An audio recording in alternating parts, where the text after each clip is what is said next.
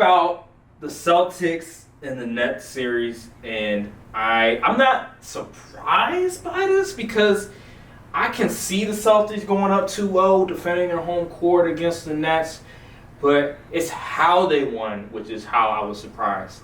Seeing Kevin Durant, seeing Kyrie Irving not perform well in Game 2 after Kevin Durant didn't perform well right there. in Game 1? After being right there. That surprised me. That was the worst game. Yeah, that surprised me. I had a feeling Kyle was just going to go off again, but I don't know what happened. I never seen Kevin Durant play a worse game. I've seen... This is his worst series, period. Absolutely. Because remember, 2016, when he faced the Warriors, he didn't play particularly well in like 5, 6. It was 5 or 6. He didn't play well the whole series. No, 7. Game 7, he was sensational. Then Russ was the one. Russ sold. They sold. The reason why they was up 3-1 is because of Russ. Them first, man, Russ was insane. Deion Waiters was playing well too. Yeah, Deion Waiters. But Kevin Durant games 5 and 6. He was not good. But this series is the worst I've ever seen Kevin Durant play. Like, this reminds me of, remember with the Grizzlies back in the day when they had the Grindhouse and they had Tony Allen. It's back to those days. Tony Allen, he put the clamps on that. But Durant wasn't turning the ball over. He wasn't losing the ball, like losing his handle. Like, it wasn't like that. It was just, he was missing shots. And I know you may be shocked to hear me say this, but I'm looking into this camera. This is the difference between LeBron and KD. Everyone is so quick to crown KD the best in the world. Let me tell you something. LeBron doesn't lose 2 of those games. Because what Kevin Durant doesn't do, LeBron does way better. That's true. I give you that. LeBron is playing defense. He's playmaking. He's not turning the ball over that much. I give you that. Trust me, and LeBron is going to find ways to win. Yeah. Kevin Durant doesn't have the IQ as LeBron. He doesn't have the leadership of LeBron. That's a good point. Make a great. He has a game plan he comes in with. He doesn't just go out and get them. If Steve Nash ain't coaching right, LeBron gonna turn it to the coach. Kevin Durant ain't drawing up no plays in the huddle. That's a good point. Especially when I was watching a clip, whatever. I don't know who the player was, but they were like just dissecting like the way LeBron like sees the court, whatever. And I think it might have been the playoffs, whatever. And Kyrie Irving, he ran this like pick and roll, whatever, and it didn't work. And LeBron saw something in the coverage, and so LeBron came back, ran the same play, and he saw the coverage, whatever, the weakness in the coverage.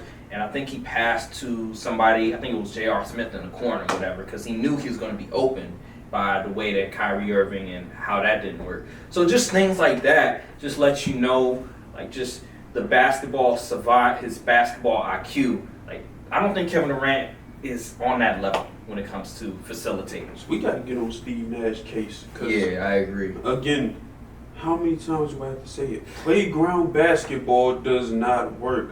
We see it with the Bulls. We see it with the Nets. We see it with the Grizzlies a lot of time.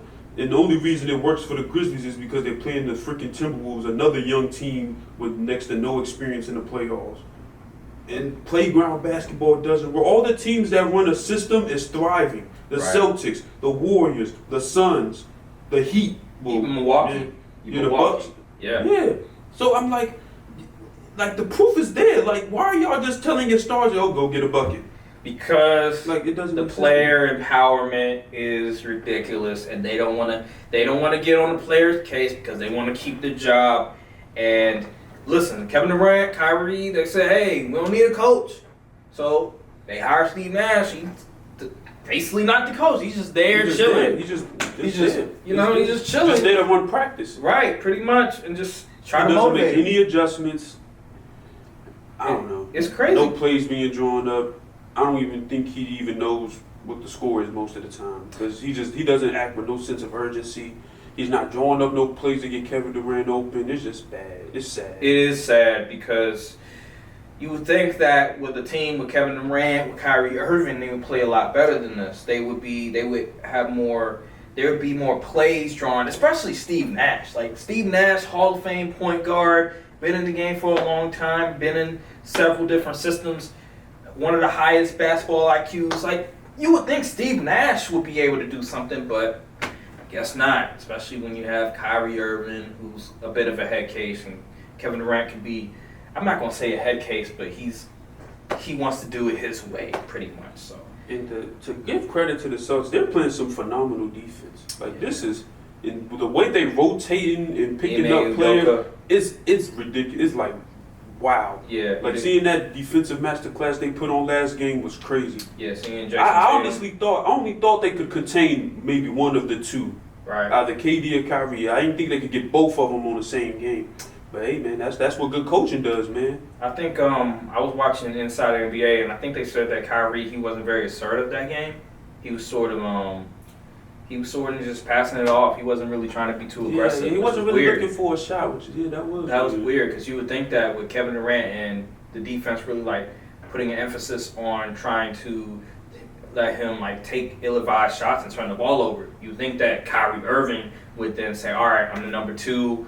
I'm a top 20 player in the NBA. Let me try to get my shot off. We nearly won the game with my heroics, so why not get the shots off?" But no, it's just, I don't know. It's because of Ramadan. He was tired because you see he had to go in the back and get a banana, which was kind of weird. But then I don't know. Maybe he's just tired. Playing them 40 minutes gets to you. And then he giving up all the props in the world to the Celtics and their coach, and I'm like, oh yeah, this series is over. I wouldn't say it's over. You don't want to hear that from a star player, especially even if it is true. I don't want to hear you gas up the opponent. You know what I'm saying? Especially when we got plenty of basketball left to play on. It's just not a good look in my opinion. If I'm kidding, I'm like. The side out like, you good? And then there's reports of Robert Williams coming back game 3, which is oh man, it's funny. It's so ironic because you hear reports of Ben Simmons coming back game 4. Well, doesn't move the needle. If the Celtics win game 3, I was telling people like, just sit them down. Why would they play Ben Simmons? If the Celtics are up 3-0, like why would you even play Ben Simmons? Like, and somebody's like, why not? Especially playoff. Like, bro, it's the playoffs. Like, I just can't see it. If they're up 3-0 and they have Robert Williams back, you might as well just. It's over. Yeah. So I give the Celtics credit. It's always next year. Jason Tatum, he didn't even play particularly well. So I thought I thought the Nets had it in the bag, but Jaylen Brown just came through. Peyton Pritchard. Al Horford, the role players did they? Grant Williams, like, remember last week I was like sort of looking at the role players on the Celtics, like Grant Williams, Peyton Pritchard, like I'm gonna be relying on them. Like, no, they proved me wrong. Like Peyton Pritchard he's that guy. Grant Williams, I don't know what he was smoking, I don't know what he was drinking, but dude could not miss. He didn't miss a shot that game. Like literally, I'm not even joking. That's what happens when you got good coaching in a system. Right. You don't have to rely on your stars to give you 30 a night. That's true. And you can still win games. Jaylen Brown, he was in his bag that night. I was like, damn. Because Jason Tatum, the thing about Tatum is, even if he has an off night offensively, he still plays defense. Yep, He'll still facilitate and get rebounds. I think he had 10 assists last game. Yeah, I think he might have. And at the end of the game, like when it started to like get in the fourth quarter and in the third quarter, he started hitting some shots. Yeah. So he was still contributing on a high level. Kevin Durant is just, man, when he's not scoring, it's just he's a liability at that point because he's not playing defense for real, and he's turning the ball over so much all of a sudden. And I mean, I don't know. He shot 20 free throws. Yeah, that was crazy. I was like, what? 20 free throws. Like, you would think that he would start getting it going after you shoot that many, but defense was just too good. Okay.